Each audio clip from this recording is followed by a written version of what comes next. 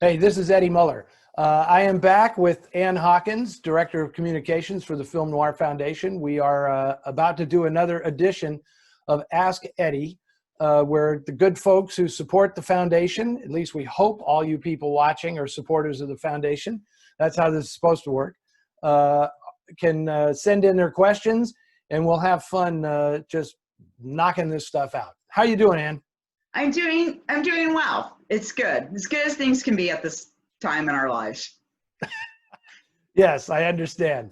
Yeah, I'm breathing, and I get to talk about movies when it seems our entire culture is crumbling all around us.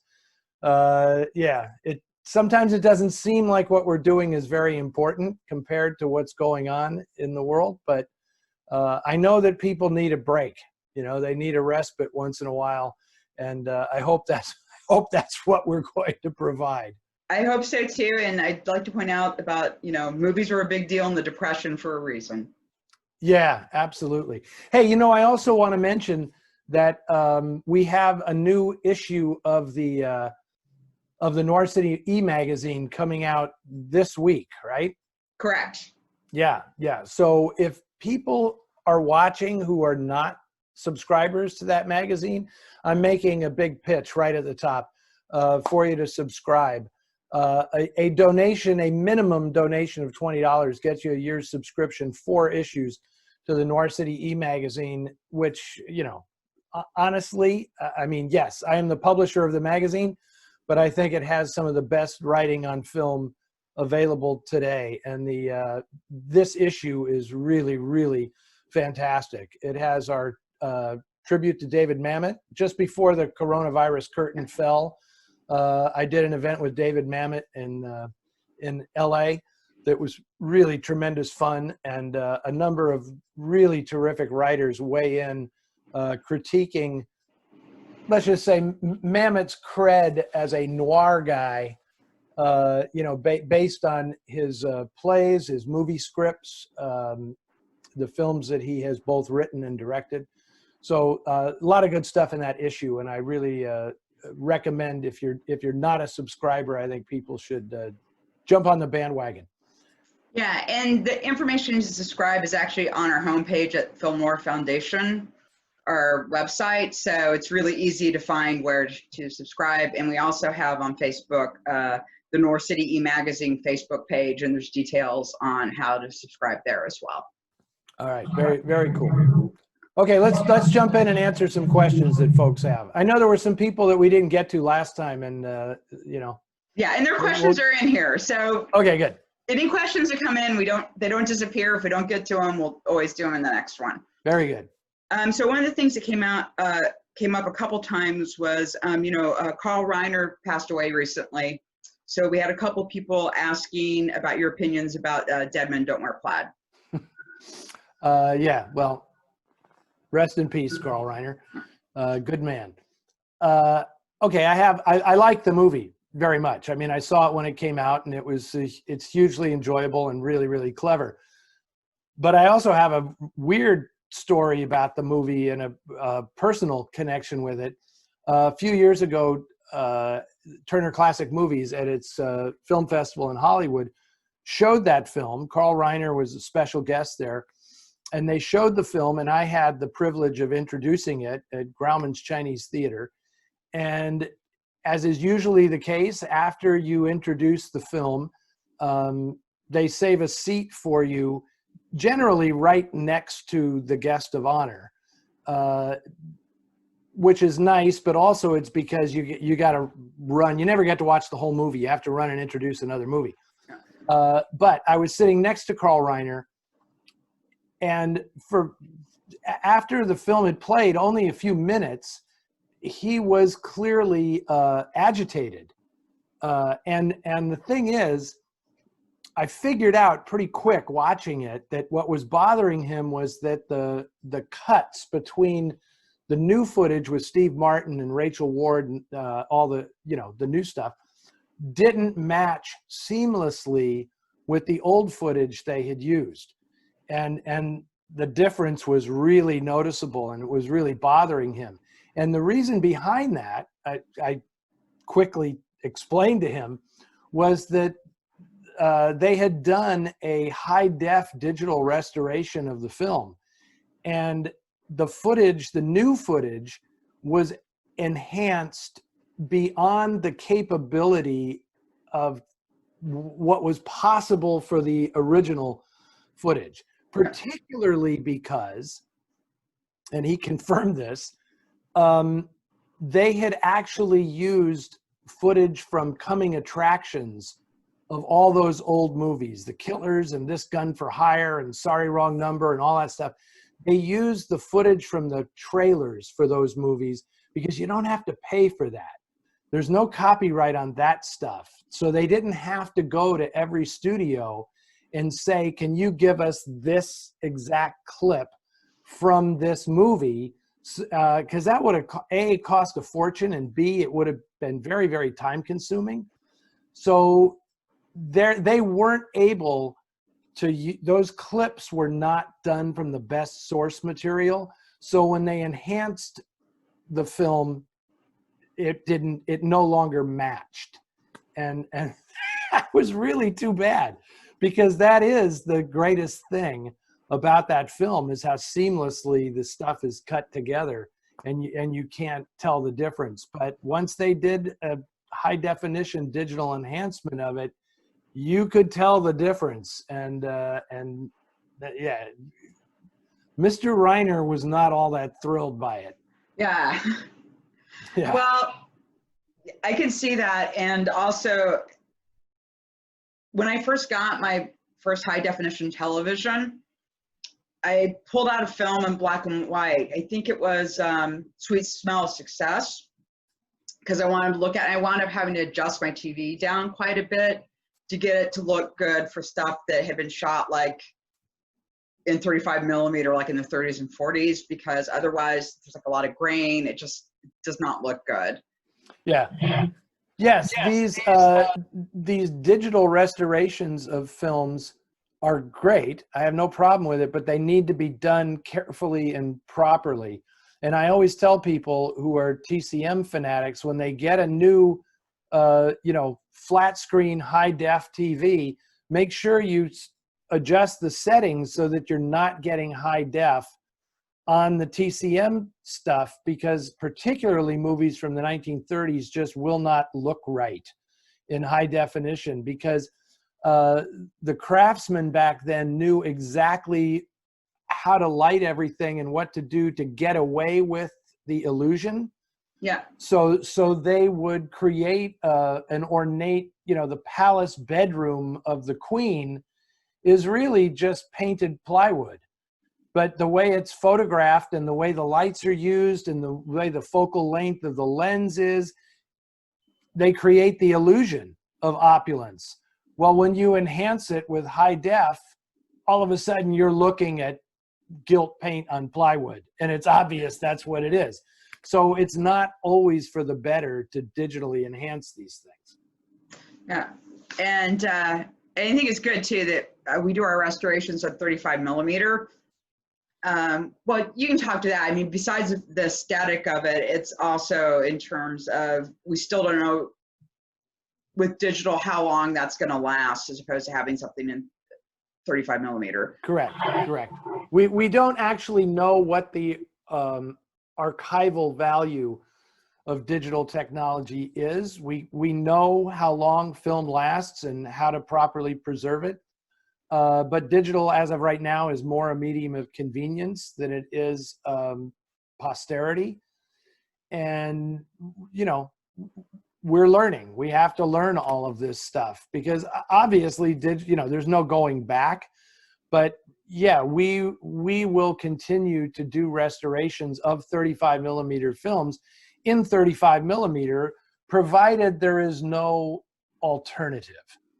Right? I mean, if the only way you can do a proper restoration of the film is digitally, and we've had instances where that has been the case, not the entire film, but parts of a film, then you have to do it, right? But I still think we want to end up with a film output. We want to end up with the film on 35 millimeters because we feel secure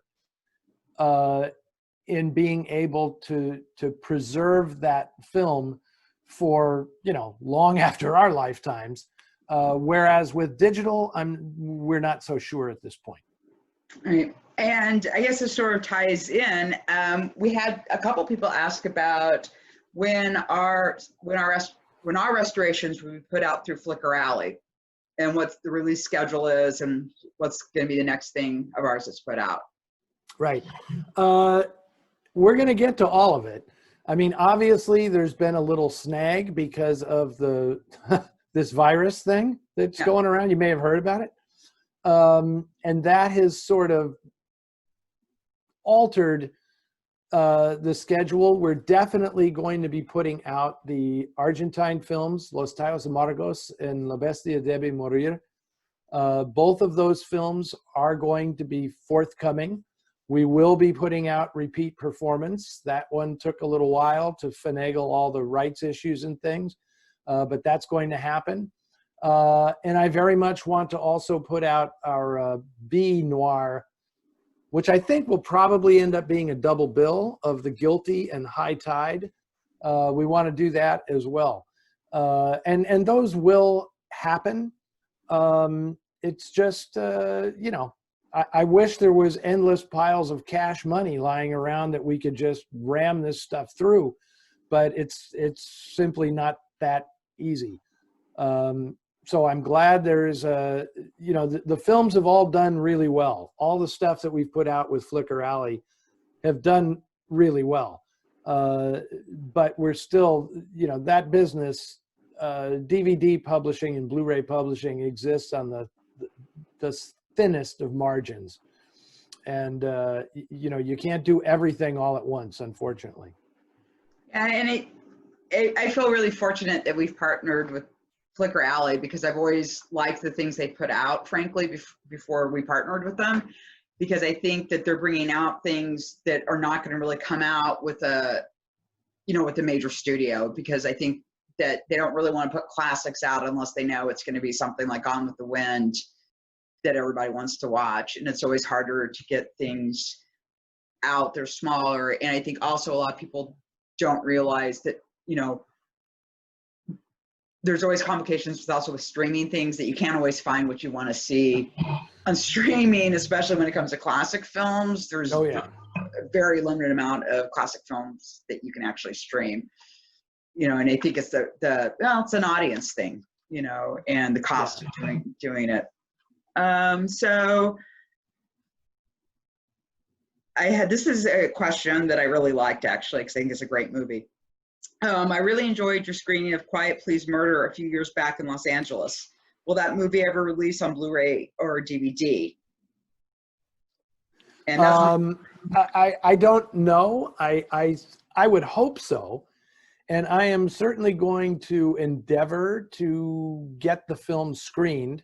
I mean, we've screened it at the Noir City screenings around the country. You know, it was part of that when we did the A and B series. That was our 1942 B film. I think we showed it with This Gun for Hire. And it is a terrific, very unique and fun movie. And it's a 20th Century Fox film, and Fox has kind of seemingly given up the ghost on putting these things out themselves. But I will, you know, we'll see. There are, you know, maybe it can be licensed by one of the other companies that continue to put stuff out, like Kino Lorber and some of the other ones that are deep into this and committed to it. You know, because as far as I know, Noir City is the only place that has shown Quiet Please Murder, you know, and certainly in recent memory. So yeah, we'll do what we possibly can do to get that at least on the air, if not some kind. I mean, there's nothing that the Film Noir Foundation is going to do to get that released as a Blu-ray. We don't do that. That's a studio-owned film. I'm not going to use Film Noir Foundation money to license it to put out a Blu-ray of it, you know, but perhaps some other company will. Let's see here. I would love to know more about Noir City, Paris. You mentioned in your American Friend in Paris interview. Is it a new location for Noir City or a French film festival with Noir films? Will there be notice when it happens next year since it's postponed this year? And that's from Jessica. Okay. I hope I think that's still going to happen. I hate to say it, but the way things are going, I may be doing a noir festival in Paris before I do another one in the United States. Yeah. You know, we have to get our act together here. So yes, the plan was to do it at a cinema in Paris. It's kind of cool. The cinema is actually co-owned by Isabelle Huppert, the actress. Her husband, Ronnie, was the one who invited me to actually put this whole thing together. We hadn't yet decided whether it was a Noir City Paris event or whether it was just a noir film festival that I would be hosting in Paris. So sadly, that would have been going on right now. is when we were originally planning to do that. But stay tuned because, you know, I'm sure it will happen. I just, we haven't discussed rescheduling at this point. And you've done something, you've presented noir films in Paris before, though, like a couple years back. I know you. I have. It was, yeah. Time flies, Ann. It was more than a couple of years ago. I think it was 2011. How long have you been working here? Yeah, it's been a while, huh? Yeah. No, I did a whole thing at the Cinémathèque Française. Right. It was called Black Pearls, and it was 40 films over the summer at the Cinémathèque Française. It was great. It was really, really fun. Yeah, that was amazing because the French are so incredible. I don't know if I mentioned this last time. I don't know, but it was a trip because I know several filmmakers in France who were more than happy to come out and like co-present films with me, Bertrand Tavernier and my buddy Nicolas Sada. But the amazing thing was, and it's very different than in America, is I'd be introducing the film in front of the audience and I'd see like actors in the audience that I recognized, you know, from films. Like Vincent Cassel is sitting in the audience watching a noir film, you know, and and nobody bugs them. It's not like a big celebrity thing, you know. It was really fun. I enjoyed that, and I look forward to going back and doing it again. Yeah. So these are I'm going to kind of group these together because they're all about neo-noir. Okay. Do you want me to give them to you all together, or you want them separately? However you want to do it, okay. And let it okay. rip. I'm gonna put them all together because they sort of interlace quite a bit. So which is the greatest neo-noir of all time? That's from Steve. Is there any modern or recent film that manages to come close to film noir without being self-conscious about it? Thomas. Okay, do those two together and I'll give you the other two separately. That's, you know, it's funny.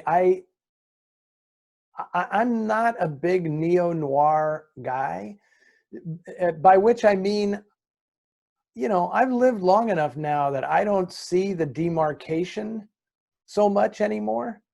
Like one of the films that I think was one of the original movies called neo-noir was Harper, the Paul Newman movie Harper, in which he plays Ross MacDonald's detective, Lou Archer, but they renamed him Harper for the film. When I watch that movie now, there's nothing neo about it. It's just set in the 1960s, but it feels every bit as much about a detective story about LA as The Big Sleep feels like a detective story of LA. They were just made at different times, and one of them was in color.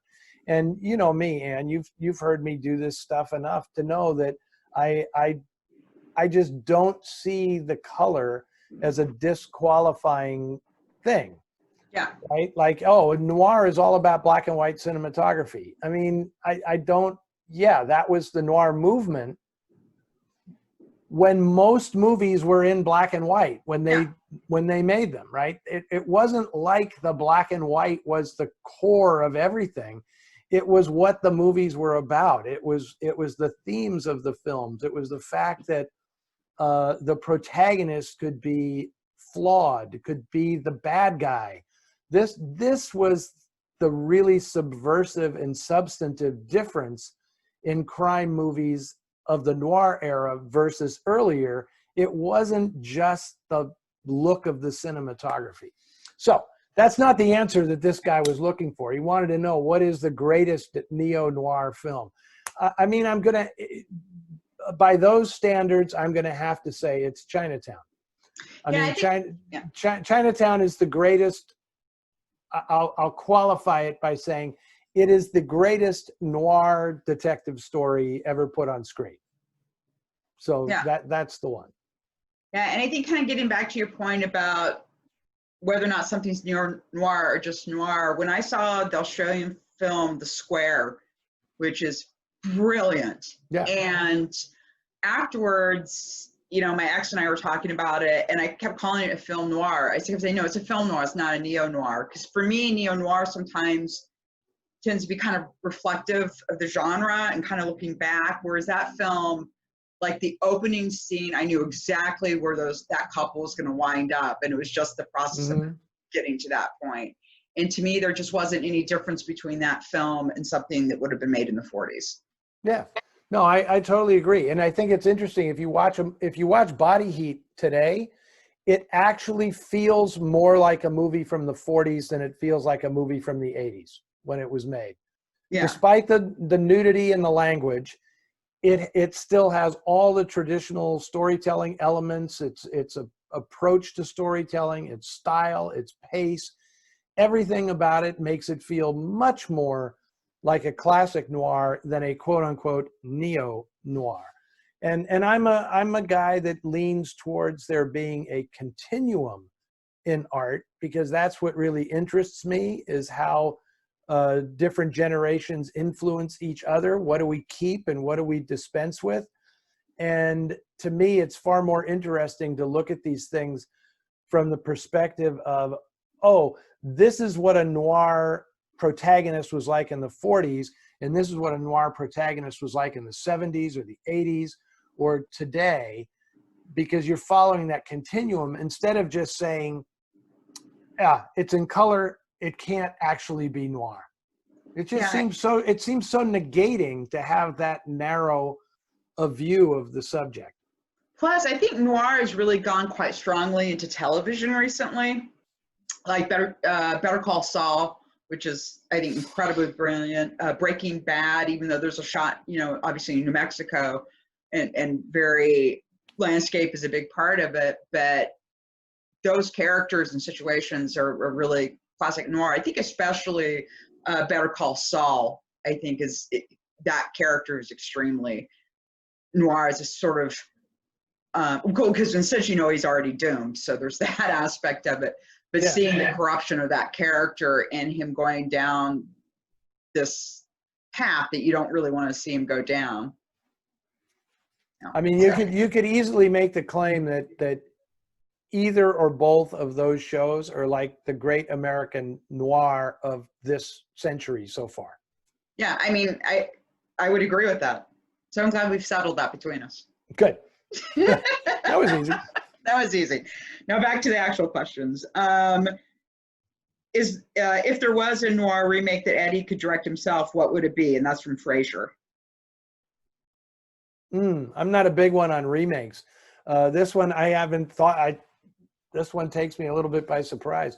I will say this as a generalized statement. It would be a film that isn't very good, because I do not understand people taking a film that is great and like, let's remake that. It's like, why in the world would you want that grief? You know, I don't know. I'll have to think about that. I don't. I'm tempted to say like Quiet Please Murder, but No, I don't. Yeah. you know, there has been a lot of talk from a lot of different quarters that I've been privy to of people wanting to remake In a Lonely Place because the book has never actually been made. Yeah. Right? They redid the story for the movie, and so people are talking about, because it would be like the ultimate Me Too movie. It already is kind of like that in the state it's in. And I, you know, and that kind of, I get it, Yeah. but that kind of scares me because there's no way that you can make a film that's going to be better than Nick Ray's In a Lonely Place. I mean, honestly, I'd rather see it go back to the books. I love that novel. It's brilliant. Yeah. And it really says a lot about violence towards women in a really incredible way, both in a micro and macro vision. But I think it'd be better off as like a limited series, frankly. You know, like a what they used to call mini series. Yeah. Yeah. You know, the thing that's weird about that book is it's a great book, but what makes it great is it's so much of its time. It was it was so far ahead of its time. Oh. It was like a Jim Thompson novel written by a woman. And I now think that it wouldn't be that special if you made it today, because a million stories like that have been made in between. Yeah. You know, Yeah. I mean, it's a serial killer movie. Yeah. Right? The Nick Ray's version is great because the guy isn't the serial killer. Yeah. That's what makes the story so fantastic. He has all this violence in him. He's capable of all this violence, but he's not actually the killer. That's the ambiguity that makes that movie so great. Back in 1950, if they had made that movie with Bogart, that would have been astounding. Like, oh my God, you know. But now I don't know. I bet you the general audience would just have a attitude about it because it's not special anymore. Yeah. It's been done a million times in between. Yeah. So anyway, my 2 cents. This is from Sherm. I wonder if Eddie has had a chance to view the new Budapest Noir. Oh, yes, I have. And I will, my disclaimer is that I know the co-writer and director of the film, Ava Gardos. She's a good friend of mine. You know, you have to take my review with somewhat of a grain of salt, but I really enjoyed it. I introduced the movie at the Jewish Film Festival in San Francisco. That was a special Noir City event. It was Noir City at San Francisco Jewish Film Festival. And I very much enjoyed the film. I find it to be timely still. It's certainly, if you're a noir fan, it is certainly worth the effort to track it down. And I think it's streaming now. I wish I had the info at my fingertips, but I don't. But I think it makes a really intriguing double bill. If you're up for this during quarantine, it makes a really interesting double bill with Chinatown, because they're both set in 1937 on opposite sides of the world. So you get to see 1937 in California and 1937 in Budapest, you know, and it's, to me, that makes it all the more fascinating. Just to know that, you know, the winds of war are rising, but they're much more palpable in Europe than they are in California. But but the films share some similarities in terms of themes and structure. Yeah, that would make it actually a really great double bill. And my 2 cents is I thought that the film was great. I really, really enjoyed it. And it beautifully shot and costumed, and the set work, everything is just a really gorgeous film. Okay, so that's neo-noir out of the way, so we won't have any more neo-noir questions. We've gotten them out of the way, in case people don't want to hear about neo-noir. Some people are like that, I gotta tell you. Yeah, no, I know. That's why I wanted to group them together. What would you say were the primary precursors to film noir? Are there earlier films that qualify, and did earlier European cinema influence it? Yes. Yeah, obviously there are precursors to noir. Because, it didn't just emerge fully formed, right? And Yeah. I always say, noir was a movement. It was an organic artistic movement, but that doesn't mean that like on Thursday at 1 o'clock it started,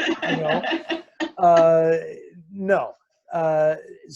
Obviously there were a lot of, filmically, a lot of things done in Europe, in England and Hollywood, that all influenced what would eventually become noir, the noir that most of us talk about as emanating from Hollywood in the 1940s.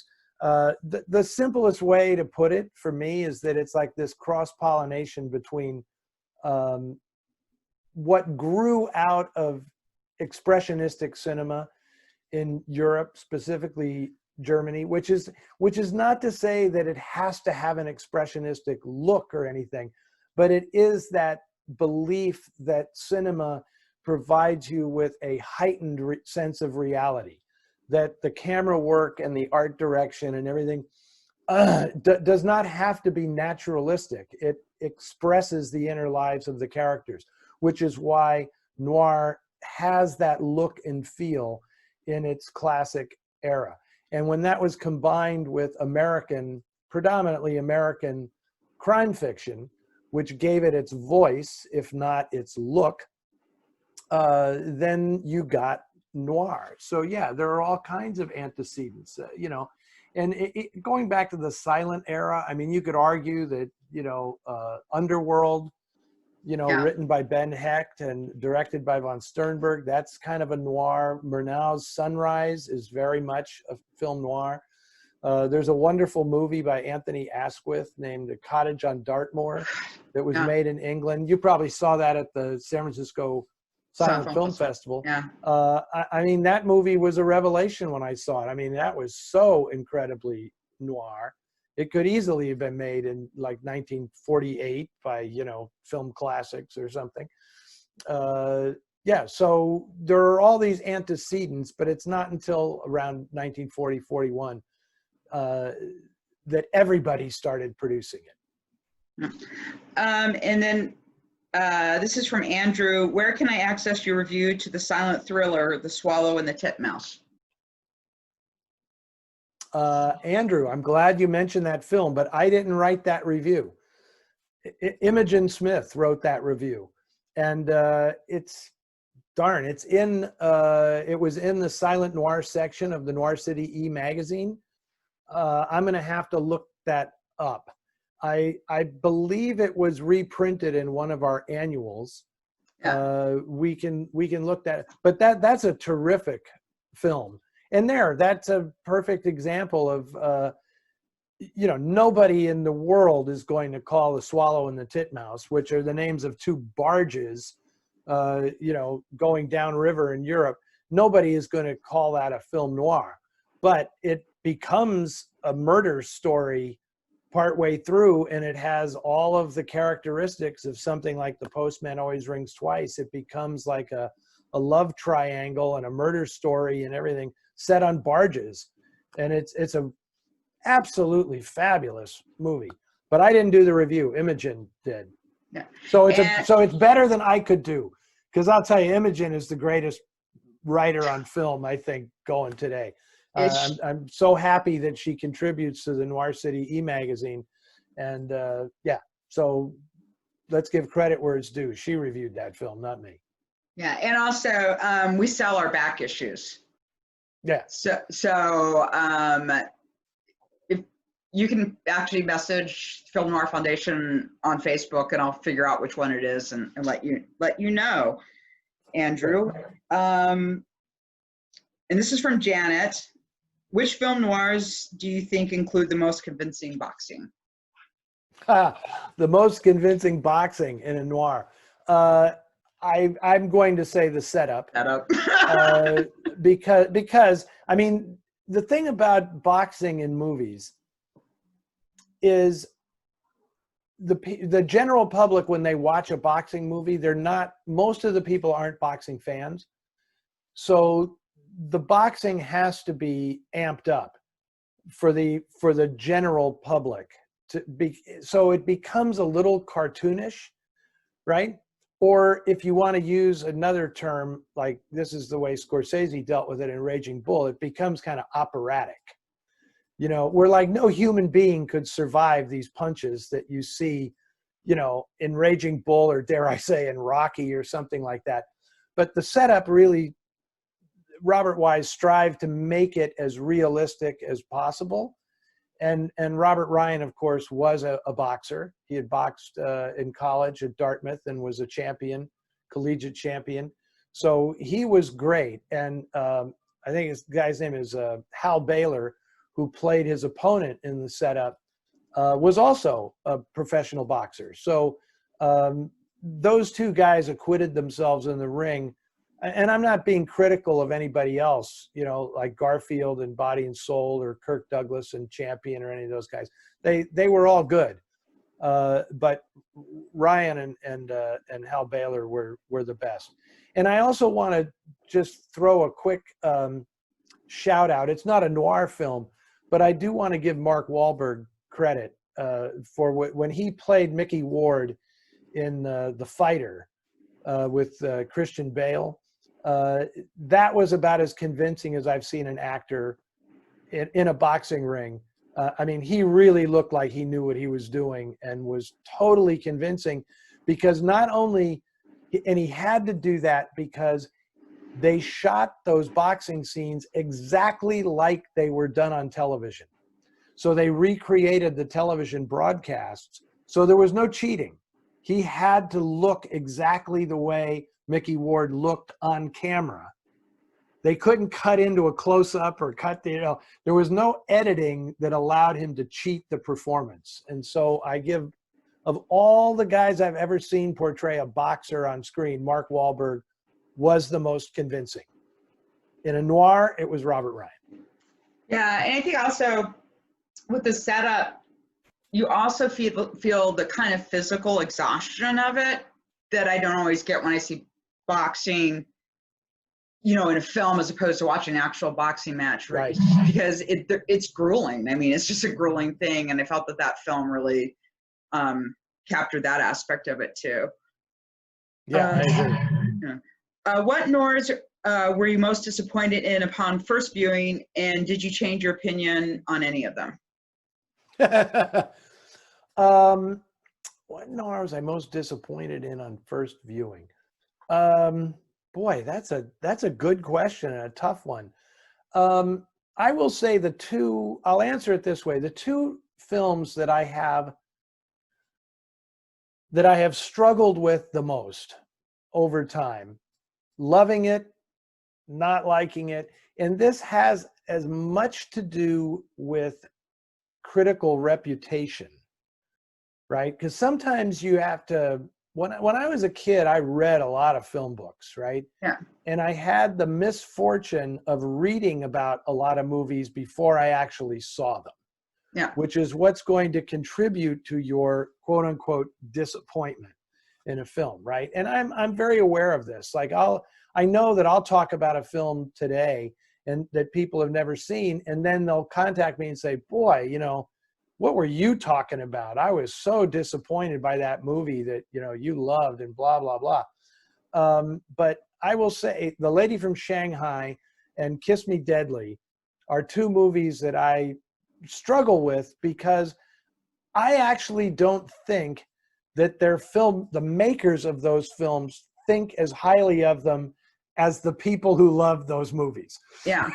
Right? I don't think Robert Aldrich really thought he was making this incredible be all and end all, the ne plus ultra of noir that Kiss Me Deadly has this reputation. I think he was just making a really brutal crime picture, you know, Yeah. which I really like, but I struggle with it because so many people worship that film, and it's like I can't go there. It's a tricky thing. Being super critical when it comes to movies can be dangerous, you know, because movies get a cult around them. Filmmakers get a cult around them, and it becomes hard to see the movie for what it is, you know. I mean, this was not the question, but I'm just going to throw this out there. This is something I struggle with all the time with Quentin Tarantino's movies. It's like, I enjoy them. I enjoy watching them.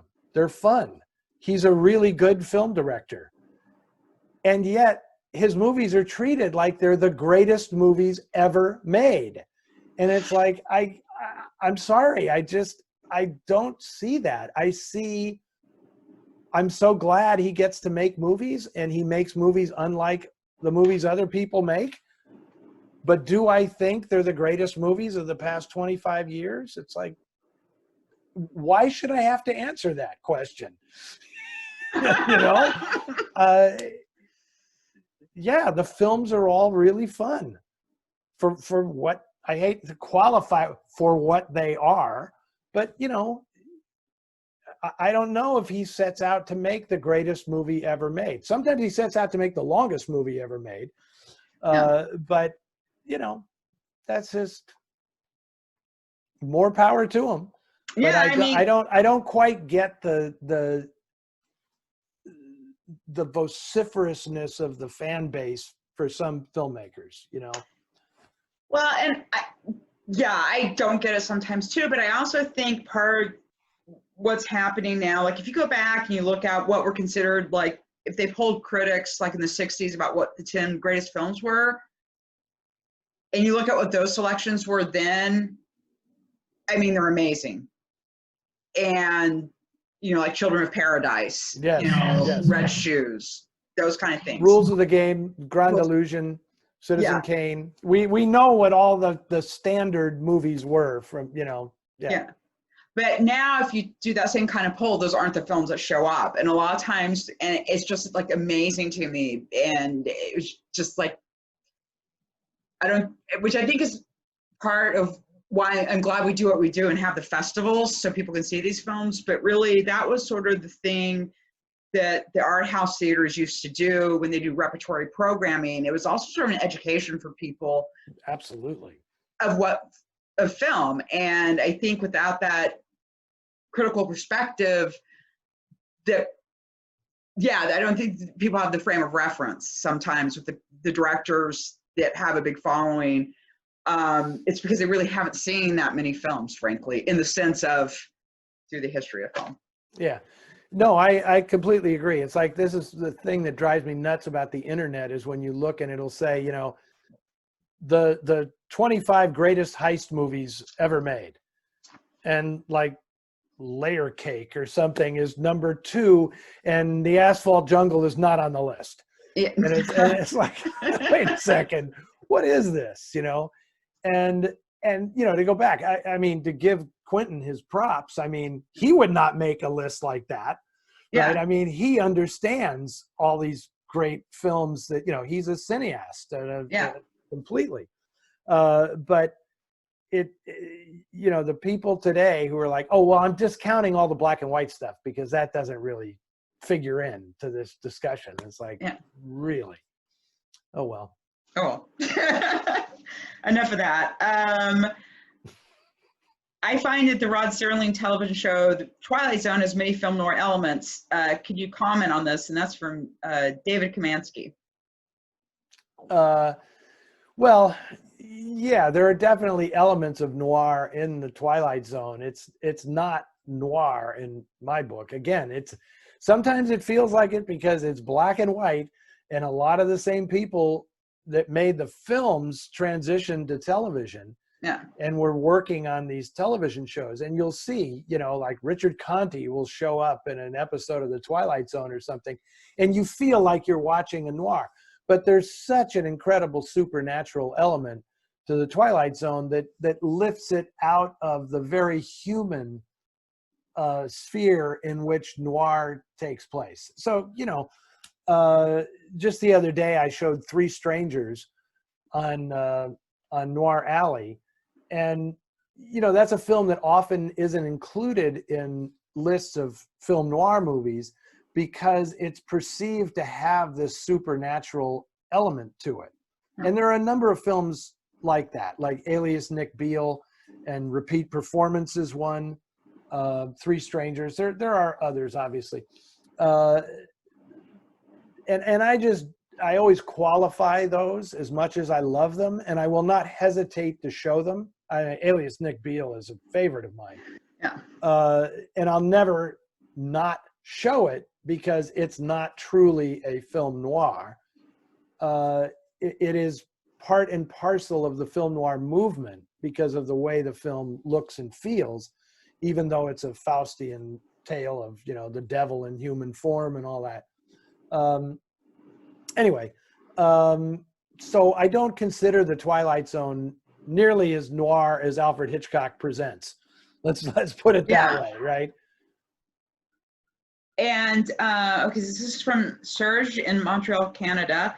How significant was the role of censorship in the genesis and blossoming of film noir? Oh, I'm wondering if this is Serge Turgeon from Montreal, who I met there years ago, and he was inspired to do a noir series, an outdoor noir series. Yeah. North Canal. Yeah, fantastic. Yeah, Serge, good luck with all of that. Now is a good time for an outdoor film series. Yeah. You were ahead of the curve, Serge. And it's a good question because I believe that the production code and the role of the production code administration is huge in the development of film noir and is often overlooked because it's just too practical a thing for a lot of scholars to consider. But I think it's writers primarily and directors rebelling against the code that led to noir developing when it did, right? Because the code went into effect and then it was reinforced in 1934. And you can obviously see from a lot of pre-code movies that they were willing to deal with material in the same kind of frank, in many cases even more frankly, than what you saw in the 1940s. But then in 34, when they reinforced the code in the aftermath of all that scandal and Fatty Arbuckle stuff and all that, the crackdown on what writers could and could not talk about rubbed them the wrong way. I mean, let's face it, man, writers and artists are contrarians by nature. And if you tell them you can't show this, you can't do that, they are going to find a way to do it. And that is exactly what led to, I mean, a huge part of the rise of noir is exactly that. Oh, we can't make a movie in which crime pays? We're going to do that. Oh, yeah. We can't show illicit sex between men and women? We're going to do that. So I cannot overstate how important the production code was to the creation of this backlash that inspired so many artists to create what we now call film noir. Okay. I just lost my place. What is we talked about, no, we didn't do this one last time. What is a movie with the defendant who refuses to say anything since his alibi involves adultery that would embarrass his lady friend along the lines of The Long Black Veil? And that's from John Burleigh. I wish I had studied up on this one. The defendant who, well, I mean, immediately I think of I Confess, but he's a priest. He's not a defendant, and he won't reveal what he was told in the confessional. This is odd. It's not exactly like The Unfaithful. There's a certain element of that sounds like the Ann Sheridan picture, The Unfaithful, but that's not exactly it. It's clearly what he's saying is, There's a story where a guy is on trial and he won't tell the truth because the truth would compromise his lover, Yeah. who is married to somebody else. You know, I don't know what that movie is. I should, Yeah. it should No, be I at the think tip of he my was just tongue. But looking for an example. I'm not even sure he had a specific film in mind. oh, I You thought know, it was like, what movie is this? I get these questions all the time, man. Yeah, When I know, people this call is me, actually just as a theme has that happened. Yeah. yeah, they send these queries in the middle of the night, you know, and when you get this at like 2:30 in the morning, and what's the movie, blah blah blah. These people seem like close to the edge. You know, if I don't know this title in the next 30 minutes, I don't know what I'll do. But I agree with The Unfaithful. That's about the closest that I can think Yeah, of. By the way, it's a great film that everyone should watch anyway. Yeah, absolutely. I really enjoy that movie. So we'll say that's the one he was talking about. The Unfaithful, Ann Sheridan, Zachary Scott, Lou Ayres, 1947, Warner Brothers, directed by Vincent Sherman, screenplay by David Goodis. Yeah. I love that movie. It's the best film. It's a remake of The adultery. Letter. It's a remake of The Letter. Yeah, Which, you know, so let's give Somerset Maugham credit. You know, I mean, that's the original story. Yeah. That's sort of what it is. Okay, so I think Gloria Graham set the standard in film noir for all femme fatales. Can you tell me who appeared in the most film noirs you can think of in that role? And that's from Michael. Huh. Interesting. I would say if you, okay, that's the same thing as saying who is the definitive film noir femme fatale? Who played that role more than anybody else? I want to say it's Marie Windsor, because I think she got so typecast in that part that was it for her. Gloria Graham did get to do other things. You know, she did comedy, she did straight drama roles and stuff. But poor Marie, I shouldn't say poor Marie. As she said, you know, they call me the queen of the bees. It's nice to be queen of something. You know, she was typecast because she had those incredibly sexy eyes. She was so statuesque. She was dark haired. They couldn't see her as anything but a threat to the guy. And so that's the actress that I think is synonymous with that femme fatale character.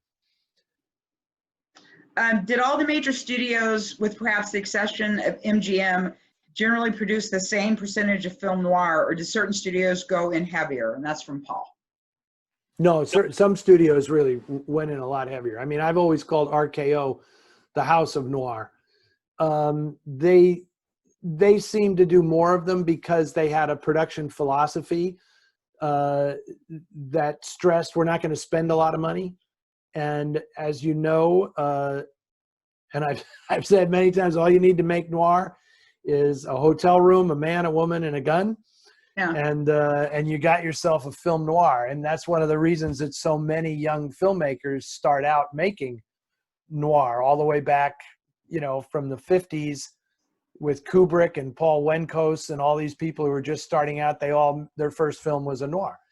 Up to Chris Nolan, the Coen brothers, everybody, you know, because it doesn't require a lot of budget or production values to do it. And that was RKO's theory. So yeah, you would see more pictures at RKO. You saw more pictures at Warner Brothers that could be considered noir. Universal certainly made a lot of them in the late 1940s. And, you know, MGM here and there made them.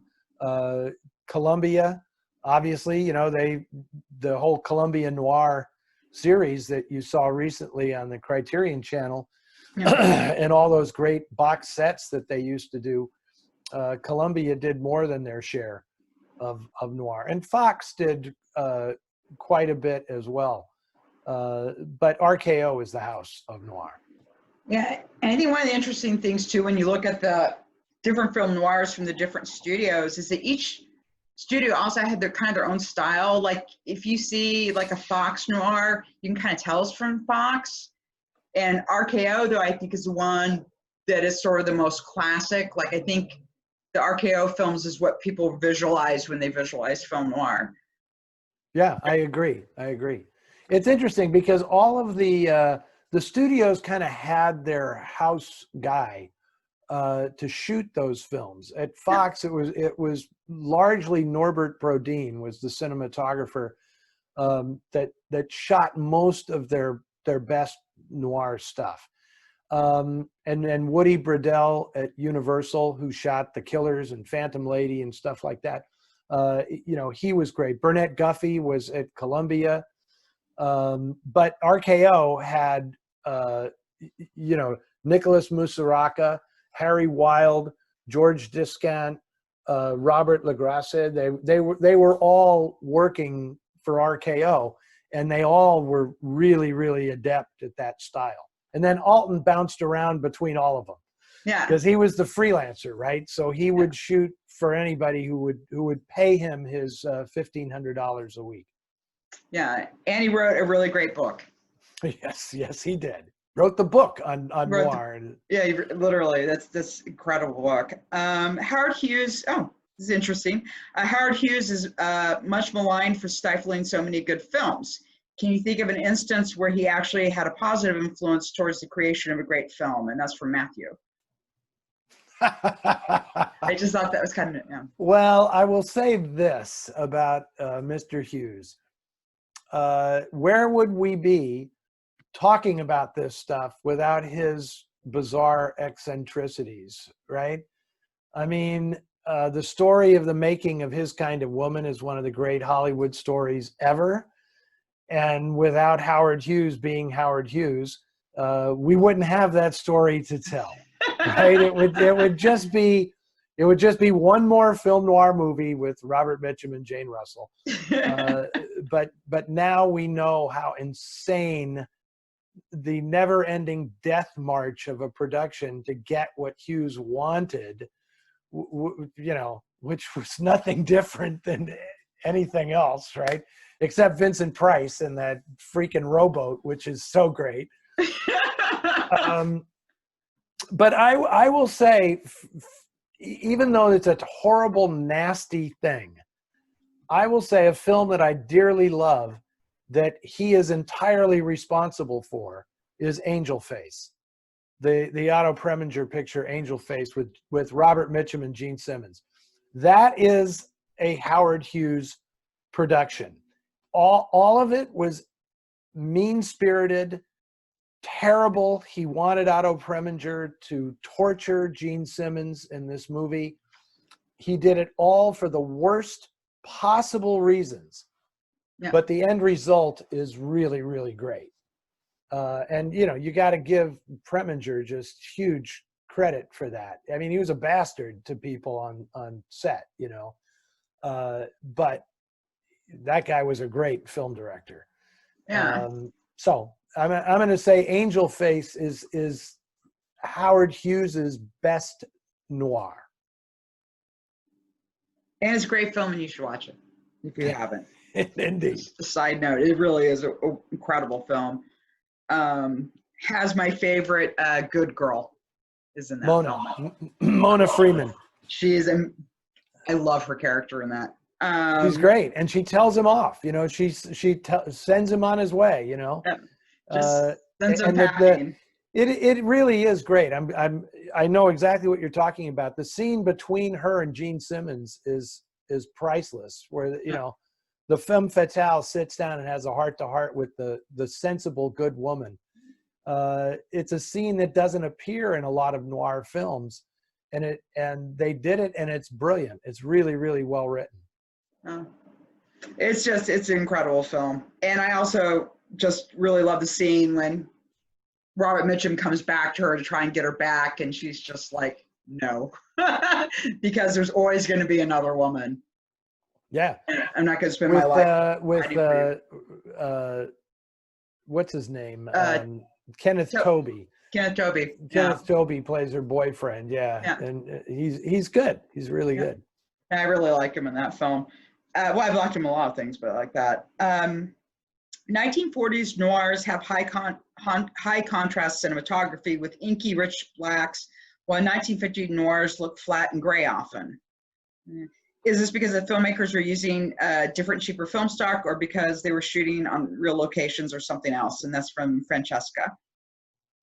Francesca, that's a really good question, and very observant of you to notice the change in photography styles. And the reason for that is kind of interesting. It's because of television. It is the reason that the noir look died out. And that is because early televisions were incapable of broadcasting the films properly. So when you showed a picture like, I'll just say, The Killers, when you showed that on television in 1954 or 55, it didn't look good because the technology at the time, the blacks would all bleed together, and it looked bad. So the studios realized that they had a cash cow here, because once the films were through with their initial theatrical runs, they knew that they would be eventually selling them to television and making more money from them. So they sort of issued an edict that said, you can't really shoot the movies like that anymore. You have to do it in a lower contrast way that will actually show up on television screens in American homes. So that's exactly why that happened. And if you want to see a perfect example of it, take a look at Out of the Past, right? And then watch Nightfall, directed by Jacques Tourneur. And they're all over the place. Those films roll all over the place, but they look entirely different, right? There's no reason for that, except they were saying by 1957, you cannot, things can't be that dark on screen because TV can't handle it. At what point did Hollywood directors realize that film noir was a thing? Was there an aha moment that we can point to today?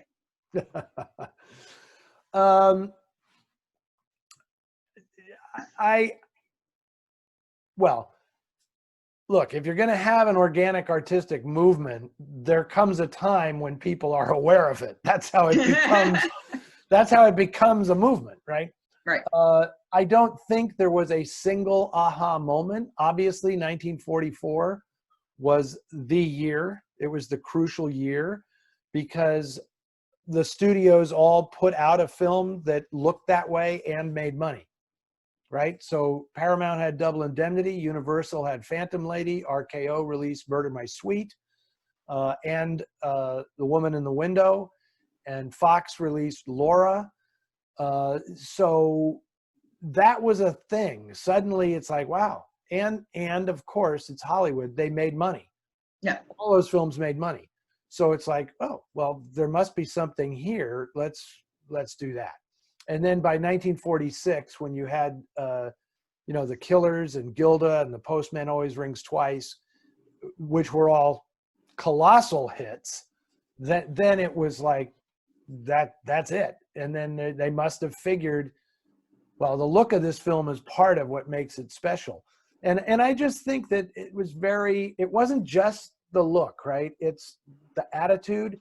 Actors did it, like Tyrone Power at Fox saying, I want to play a bad guy, right? That was not uncommon then.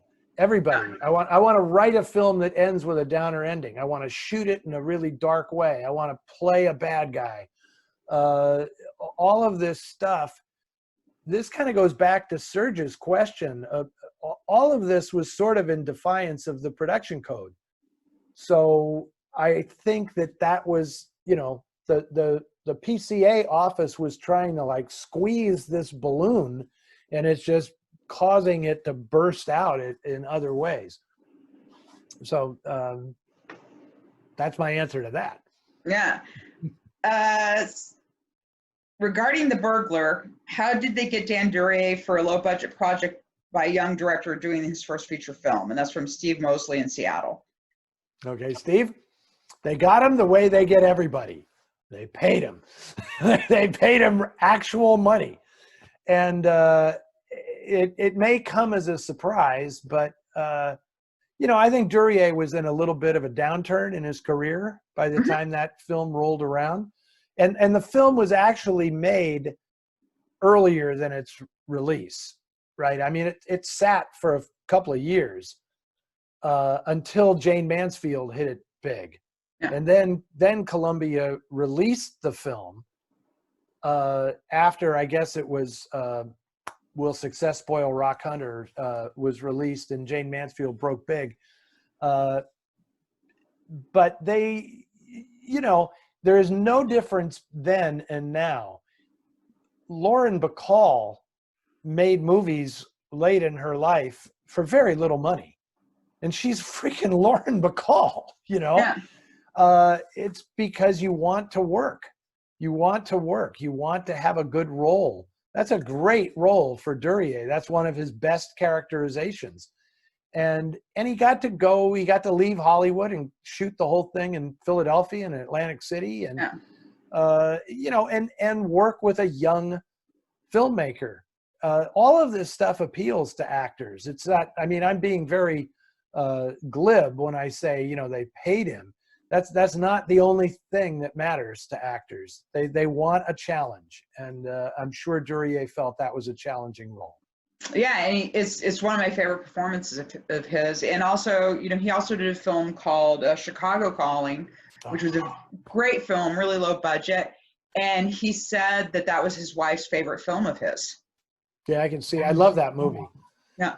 That's one of the great LA movies, Chicago Calling. That whole area of downtown LA that they show is like fantastic. The Bunker Hill that doesn't exist anymore.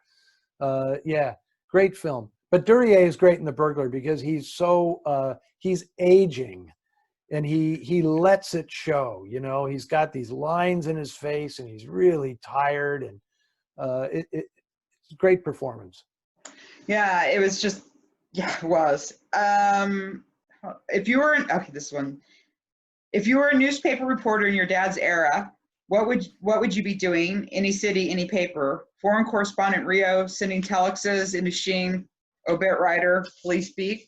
I hope to God I wouldn't be the obit writer because that's like the bottom. That's the bottom rung in the newspaper, right? Is you get stuck in a room writing the obits of people who haven't died yet. That's the worst job in the newspaper.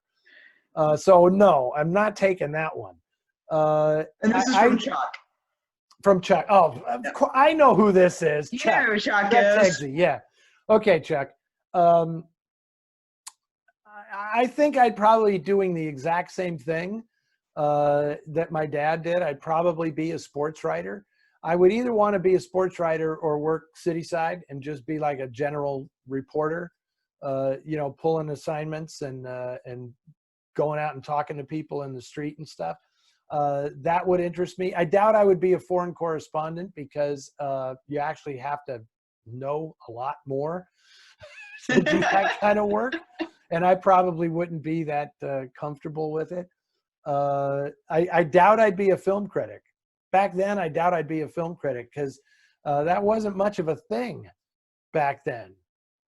Guys like James Agee and people like that were great critics, but the critics in the 40s in the papers were, that wasn't much to speak of. So I'd either want to be a sports writer or just a general news guy. Man. Unreliable narrator. So someone was asking about, see if I can find who it was, but he asked for you to talk a little bit about the unreliable narrator in film noir. Interesting. I love unreliable narrator stories. They're kind of a more recent phenomenon than they were in the classic era because it's a little bit too sophisticated a concept to pulling the rug out from under the audience the way an unreliable narrator does is not something that would have endeared audiences to a film back in the day. I'll give you an example. A film that I love because I believe it's an unreliable narrator movie, even though there's no proof of it, is Detour. Because Al Roberts narrates that whole movie, and I personally think he's a liar. I think he's lying about most of what happens in that movie. I think that he murders Vera and then retells the story in this insanely improbable way because he's rehearsing the story he's going to tell the police if he's ever caught for her murder. Right? I mean, for people who don't know the movie, I don't want to give a spoiler, but her death scene is one of the most completely improbable death scenes in movies. So it's like, dude, is this your story? Are you going to stick with this story? Anyway, and then later on, unreliable narrators get far more interesting. Like Memento, the Nolan movie, that's an unreliable narrator story that is really, really good. My all-time favorite unreliable narrator story is Mulholland Drive. Oh, because you're actually in the mind of an unreliable narrator. Yeah. She's not necessarily telling you the story. You're actually eavesdropping on her dreams. And that, come on, that's David Lynch at his absolute greatest. Yeah. And there are a lot of other examples of it, but I like those.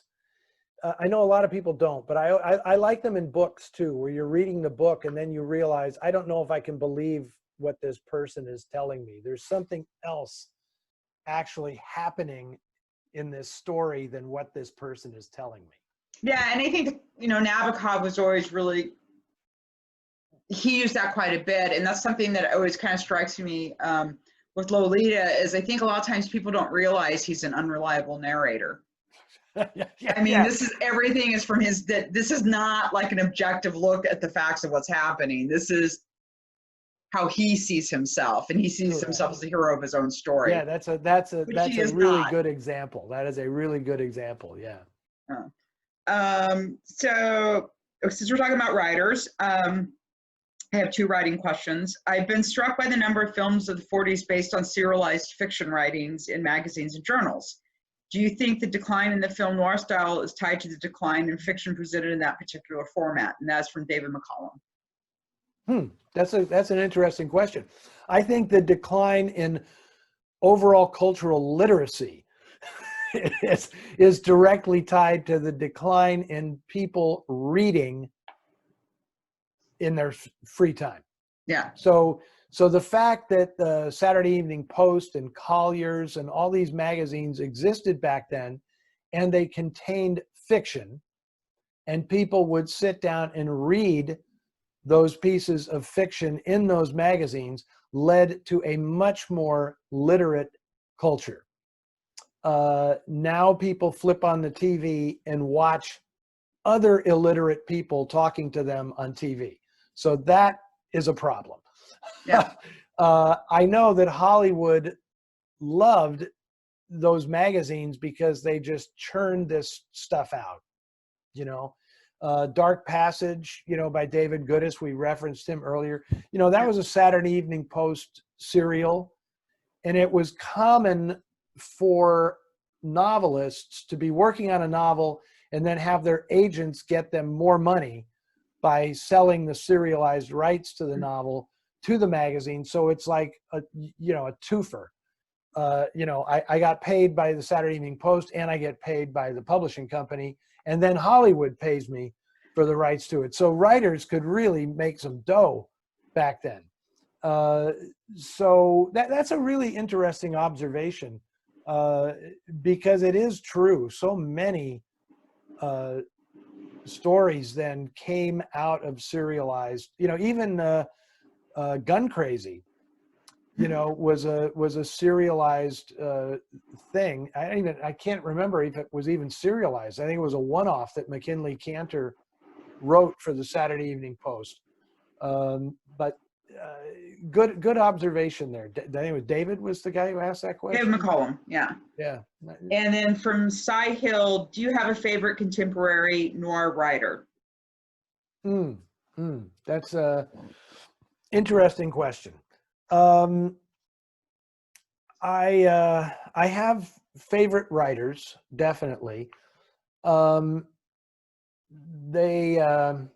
Okay, I'm going to throw a couple out here, and my caveat, like I had with Ava Gardos, is that a couple of these people are friends of mine, so I just am expressing that up front.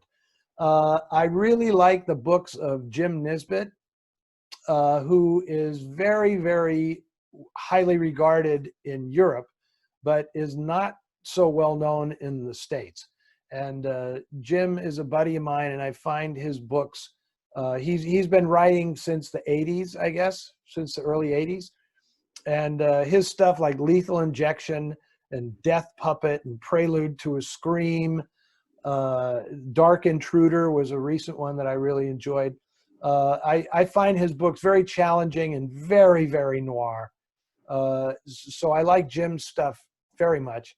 And my buddy Dominic Stansbury is another author whose books I really like. The White Devil was just recently won, I think it won the Hammett Award from the International Association of Crime Writers.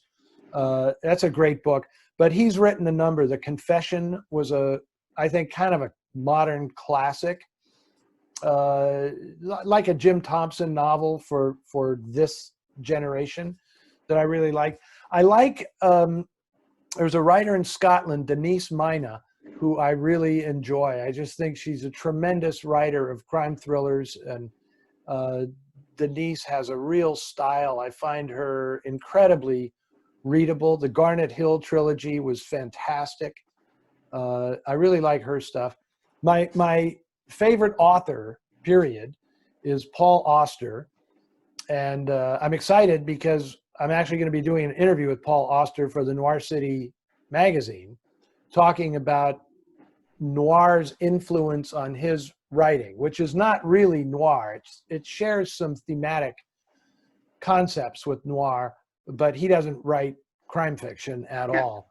But I just love his stuff. I think his novel 4321 is an absolute masterpiece, because it's basically his life's a fictionalized version of his life story, and it's told in such a way that you can read it in any direction, right? I mean, Yeah. it has alternative life stories. Like if you read it one way, he dies at a certain age in an accident, but then you read it another way and he survives that accident and continues. And it's a magnificent work of literature. I don't think it got the credit it deserves, but 4321 by Paul Auster. Love it. So we'll do this one. This will be our last question. And just let people know there's a couple we didn't get to because of time, but I will put that on to next times. Because Eddie is so long-winded. It's hard to get all these questions, but I want people to be encouraged. We will always get to your question. Go ahead, ask him anyway. I mean, I'll try to be short yeah. Okay, great. In the past, you have hinted that you had a good conversation with Andrew DeToth about Veronica Lake. Are there any favorable, sexy stories you can share with us? And that's from Steve.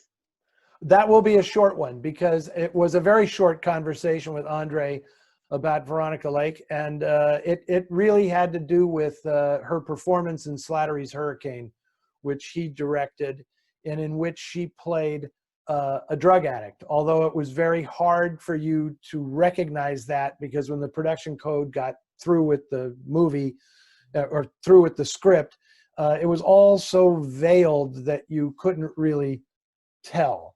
But I was just asking him what that was, and he claimed it was a bit of, was intended to be a bit of shock therapy to try to make her straighten up and fly right or something.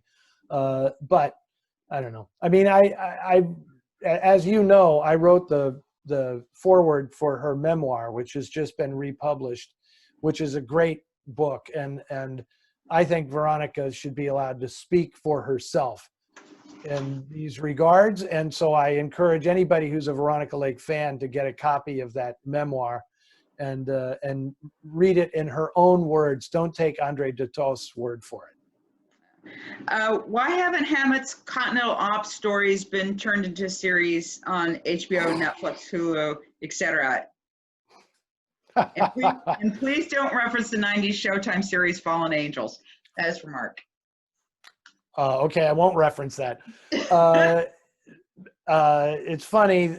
I will not go into this, but it has been discussed, and I've even been party to those discussions of turning the Continental Op into a television series. It should be done. I don't know if it will be done. I guess the success or not of Perry Mason, which is on HBO now, will have a lot to do with whether period things like that make it to TV. But I will say this, and then I'll let it drop, because this is something that I'm kind of involved in. It has a lot to do with rights issues, because I personally don't see the point of adapting Hammett without adapting the actual Hammett stories, right? I mean, I just don't see the point. So, but there are rights issues with some of the stuff. Some of it is still with the Hellman estate, Lillian Hellman estate. Some is not. There's a bit of a jumble there. Perhaps Julie, if Julie Rivette is watching this, Hammett's granddaughter, maybe she can provide some clarification. But there have been early discussions about that, and they remain discussions as of this point. Yeah, and it's a shame too, because that's actually my favorite writing of his. I love those stories. The op stories are fantastic. And the novels are not bad, but those Continental op stories are just sensational. They're just really, really incredible, and I encourage people to read them if they have not done so already. This is from Gary. Who painted the painting in William Cameron Menzies' 1944 Address Unknown, disparaged by Martin, who sends it from Germany as a joke? I know exactly what he's talking about. I don't know the answer. I'm sorry to say, I do not know the answer, but I'll vamp on this one by saying that John Decker is the guy who painted most of the famous portraits that you see in noir. He didn't paint the portrait of Laura in Laura, but like the painting of Joan Bennett in Scarlet Street, or the picture of the woman on the wall of the prison cell in Brute Force. Mm-hmm. Those are all John Decker. He was, and there are many, many more examples. He was a very, very well-known artist in Hollywood and drinking buddy to the stars. So you look him up online if you want, John Decker. However, I do not know who painted the portrait in Address Unknown.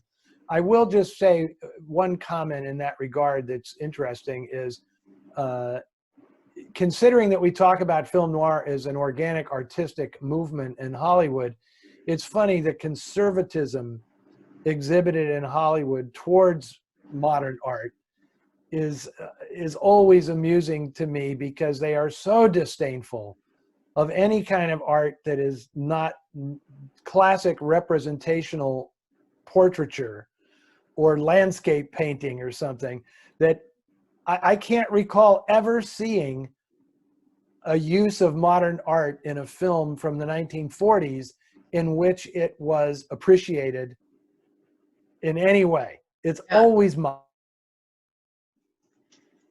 It is always mocked. So that, I just find that amusing. Oh, this is from Joanne DeVerde. I think you know her. I'd like to ask you about the cigar chomping characters of noir. Do you have a favorite among them? Yes, Joanne. I met Joanne at Noir City, Boston last year, the year before, I think. Cigar chomping characters in noir. It's interesting, you know, that I did that weird segment for TCM about wearing ties and fedoras in noir and like what it means to help define a character. Same thing goes with what they smoke. Like Yeah. cigarette smoking is totally different from cigar smoking, which is totally different from pipe smoking. Hmm. And they all denote a totally different type of character. And what's interesting is cigar smoking is usually the province of fat cats. That's a businessman, a capitalist, Mr. Potter in It's a Wonderful Life would smoke cigars or something. But the cigar smoker to me, who is against the grain in that regard, is Edward G. Robinson, because he, to me, is the best cigar smoker in the movies, and especially in Double Indemnity, because they make such a fantastic thing out of his smoking, and the fact that he never has a match, and that Walter has to light his cigars all the time, and he picks on him for smoking those cheap nickel cigars and everything. Yeah. But then you see Robinson change it up, because in Key Largo, that first shot of him in the bathtub with the cigar and everything is just, it's so fantastic. He could get a lot of different things out of a cigar on screen. So Edward G. Robinson is my guy for smoking stogies on screen. If you could be on the set of any film, which would you pick? Who would be the person involved in that film that you would most like to shadow? And I'm assuming from film noir. Wow, that's an interesting question. I think it would probably, oh my God, I could get in some serious trouble with this. It would be Woman on the Run. Right? It's in my hometown, so I'd get to be on location in San Francisco in 1950, and I would definitely be shadowing Ann Sheridan. I mean, come on, there's no question, because I would want to know if Ann Sheridan is as great in real life as she seems to be, or seemed to be. Apparently she had an incredible sense of humor. She was just a good egg, as they would say back then. And I just think she would be a kick, and she was, I don't know how old I am when I'm doing these things, but she was unattached at that point. So there's always that, right? Hey, Ann, let me give you a tour around town. Maybe we can find some good locations somewhere. Okay, so in Fritz Lang's Blue Gardenia, Harry Preble induces Anne Baxter to consume several Polynesian pearl divers. Have you ever made one, and are they as lethally intoxicating as the movie would have us believe? And that's from Margaret Ann. Okay, Margaret. We end with is that our last one? That's our last question. We end with a booze question. I have not made a pearl diver. I think the Polynesian is superfluous. I think the drink is actually called a pearl diver, but I think they called it a Polynesian pearl diver in the movie just to enhance the tiki vibe that was going on there. I had one, yes, and it is like all of those drinks. It's the fruit juice camouflages how really strong the drinks are, because I think there's 2 or 3 different kinds of rum in that drink, and two or three different kinds of fruit juice. So yeah, they're pretty lethal. And any of those things, if you drink more than one, are going to get you totally buzzed. So that was a very believable scene in the movie. Another Me Too movie where Harry Preble, the monster played by Raymond Burr in that movie. There is a movie. There you go. We are tying it all together. Blue Gardenia is a movie that could be remade. It could be remade today, almost as is. Yeah. I would probably eliminate the Richard Conte character, like the good guy newspaper man, but that's a classic story. I actually, right over here, I have Vera Kaspare's original treatment for the movie, which I've read, and it's really pretty good. But that's a film that could be made today and would be very, very timely, about a woman who murders her rapist and tries to cover up the crime. There you go. That's a noir for today. Yeah, that would actually work. That would work.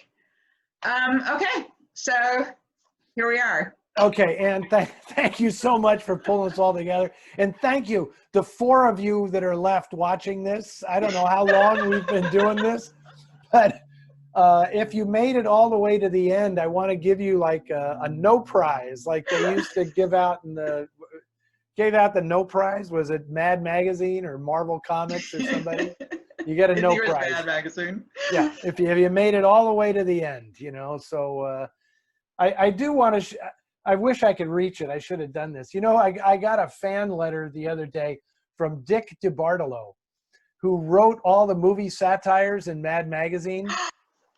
It's so cool. He watches Noir Alley on TCM, and he sent me a book about Mad Magazine and a fabulous autographed picture of Alfred E. Newman. So this cracked me up. The guy, because I grew up on all those Mad Magazine movie satires, the great Mort Drucker illustrating all those things. And that was part of why I became a movie fan.